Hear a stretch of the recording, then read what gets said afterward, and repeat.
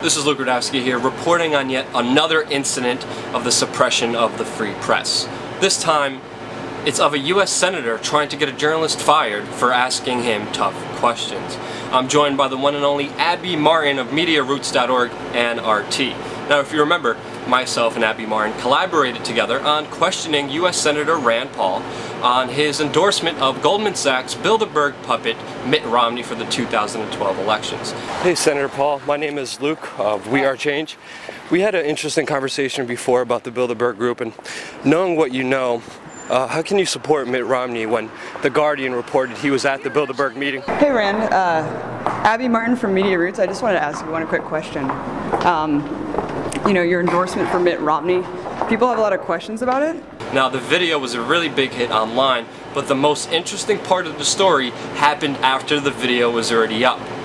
Abby, can you tell us exactly what happened to you after that video went online? After that week passed, the next week I went into the studios, went into RT America, and my boss said, you know, come in to our office, we need to talk to you. And they just said, you know, what did you do last week, and why are we getting threatening phone calls from the Capitol Police and also the Senate Media Relations Committee at the Capitol building? And I just told them exactly what happened. I showed them the video.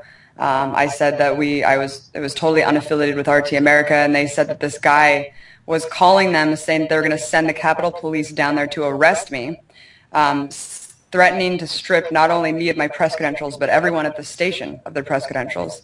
This is just for asking a question, asking U.S. Senator Rand Paul. And can you tell us who these phone calls came from and where they originated? They were originated from the Senate Media Relations Committee. I'm not going to say the guy's name because I don't, it was Mike something, I forget his last name, but he oversees that entire committee, and so he was calling to threaten me on behalf of him coming directly from the senator. So this was confirmed to me later, and I'll tell you what happened after that. I actually had to go meet with them in the Capitol building, and it was really intense and intimidating experience. But so yeah, they called RT America, were threatening to arrest me, threatening to strip me of my press credentials and the entire office. So once I explained to my boss and producers what exactly happened, they were just like, doesn't sound like you did anything wrong. If I were you, I would definitely get a lawyer or just meet with him, because he kept following up saying that he wanted to meet me so he can hear my side of the story. And I didn't know how to respond. I didn't know if I should get like a lawyer involved. And so finally I just wrote him back and I said, all right, I'll meet with you. So I had to go to the Capitol building and meet with this guy in a small room, like an interrogation room. And it wasn't just him. It was the bureau chief of Al Jazeera, the bureau chief of CNN, Fox News, MSNBC. All these bureau chief heads sat at a table and just basically confronted me about what had happened and wanted to get my side of the story. They said, you know, did you sneak Luke in? Like, how did you get in there? And I was just like, no, we were registered independent press. All we did was go through the metal detector and just go in the Capitol building. I mean, no one even checked. It was like so lax. I mean, you remember what happened. We walked in there. We even told the woman at the front desk, we're here for this press event down the way. And she was just like, just go ahead. So I mean, well, they weren't that lax when they found my cookies and water and all the snacks I had in my book bag and made me throw everything out, which made me a little bit mad. But people also need to know we were registered press inside the Senate building. We hold different press credentials because, Abby, you have a Senate press pass. I have different press passes that I won't mention or name, but I do have that magic piece of laminated piece of paper that grants me some access and leeway to get into different places. But we were registered for an event inside the Senate building. Nobody sneaked in. We walked in through security. We were walking towards the event. We saw Rand Paul, and we asked him a question. There's no other way to go around it. We have to ask these guys serious questions. The mainstream media doesn't do it. And these people came at you with full litigious might, verbal and email jujitsu, trying to attack you and scare you and intimidate you for simply asking the question. I mean, it must have been a very scary feeling, because I remember you telling me they were very vague in the beginning about what they were going to do. They threw out all these options: possible jail, possible losing your credentials, possibly hurting the entire RT office. And just because they didn't pick on me shows you that they were looking for any reason to respond, any reason to try to intimidate and harass, and they found a reason. It was because you were working for RT. And that's the only reason they did this. It wasn't a threat. It wasn't nothing serious. They did it just to intimidate and scare you. It was very scary. It was very, very scary. I mean, I know I was in contact with you the whole time saying, what should I do? Should I come out with the story? The story's huge. I mean, Rand Paul is trying to get me stripped of my press credentials for what happened. I mean, that is insane. And fired or arrested for simply asking him a question. Yeah, and I remember telling my boss, I was just like, have him come arrest me. I mean, this is outrageous. This is completely unfounded. And as we know now, there was no charge that they could really do. It was totally baseless. It was completely empty threats, very underhanded intimidation tactics against journalism. You know, DC is just really scary like that. Like, I just had no idea that that would happen for what we did. I mean, if we went up to Rand Paul and we were just like, hey, man, we really like you. Thank you for what you do. I mean, just the fact that we asked him something he didn't like, he ran away like a coward with his head down, didn't want to answer the questions. He was having a public press event in that room, and we were there, registered. I was registered under Media Roots to ask him questions. I mean, that's why we were there. That's why he was having a public press event there for the Freedom Conference, and that's why we went there. So yeah, it was just really, really intense, really scary, intimidating.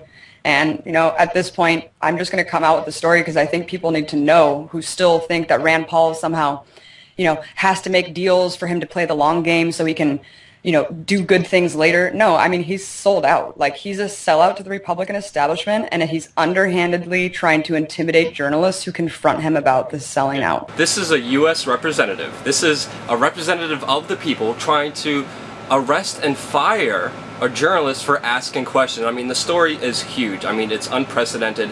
I worked the Senate beat many times, and I go out to the Senate building and I ask all these hard questions to all these senators, and I had never experienced, or I never went through something that you went through, and it's pretty insane to have Rand Paul, Mr. Libertarian himself, use the full might of any rules and regulations that he could throw at you to try to intimidate you. But luckily, knowing you for a while now, I definitely know you will not be intimidated. I know this will only embolden you.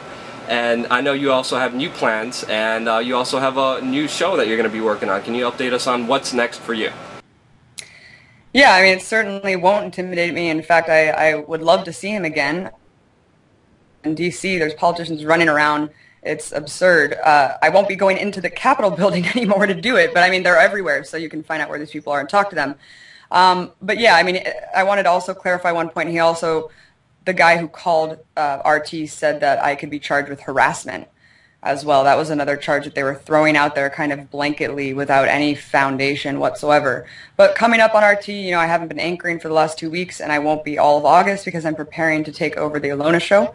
But I'm not going to take over her show. I'm going to make a whole new show, undercutting the left-right paradigm, corporate top-down media establishment, where I'm talking about Big Brother watch, surveillance issues, government expansion. I'm talking about things that are censored in the mainstream media, backpage, distorted, and also talking about heroes and highlighting citizen journalists like Luke, highlighting grassroots activists, people who are out there doing awesome things that need to be highlighted and that are not given enough exposure, and also highlighting the villains, the corporate CEOs and the politicians that are doing really messed up stuff. So kind of putting them on the spotlight. And that's the idea for the show right now, so stay tuned for that. Well, if you need me to question Rand Paul, I could definitely do it. And matter of fact, I will do it for your show or for not. But I want to congratulate you on your new show. I hope people tune in.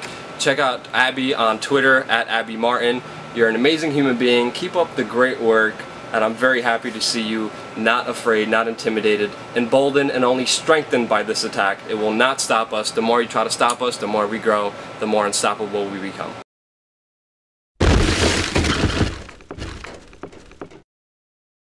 Hey Rand, Abby Martin from Media Roots. I just wanted to ask you one quick question.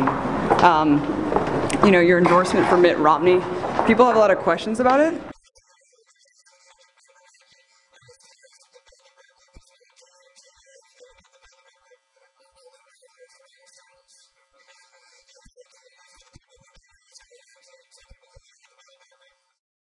Anything else we didn't get into that you want to get into, Abby?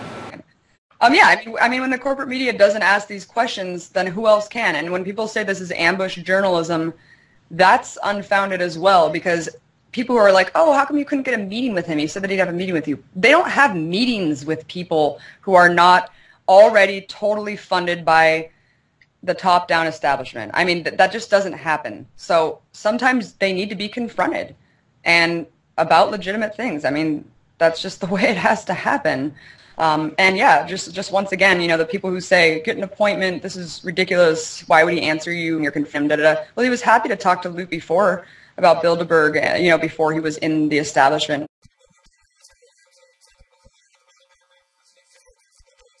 Yeah, he talked about how bad the Bilderberg Group is, how they want a world government, how we need an audit of Goldman Sachs. But then when I was talking to him, it was just complete silence, which made the video very awkward.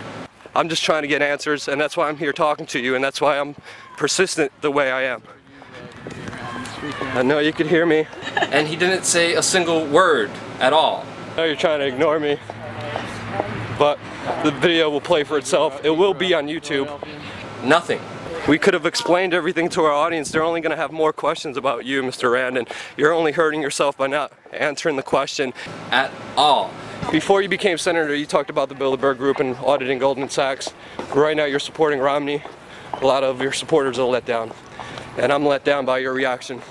Which I think pretty much made the video as popular as it is because of that awkward kind of silence that we went through there. And I did try many times when I first started covering the Senate and Congress. I tried to get little sit-down interviews, and I called them ahead of times, and after 30 failed attempts and 30 failed responses, this is the only way to really get answers. And we're also going to be releasing another video this week showing me being very polite to a politician, asking him for an interview, and him just walking away and coming in and going in his car and not talking anything. So the only way to really get answers is not from the corporate mainstream media, is to go out there and to ask the damn questions. That's the only way. Don't ask for permission, ask for the truth, and ask for accountability. That's the only way you could really do it, and that's the only way to be independent fully. And these people work for us. These people, we pay their salary. I mean, they are public servants to the people. So if we want answers of why they do shady stuff and are endorsing warmongers who want to invade Iran and start World War III, I mean, we have the right to do that.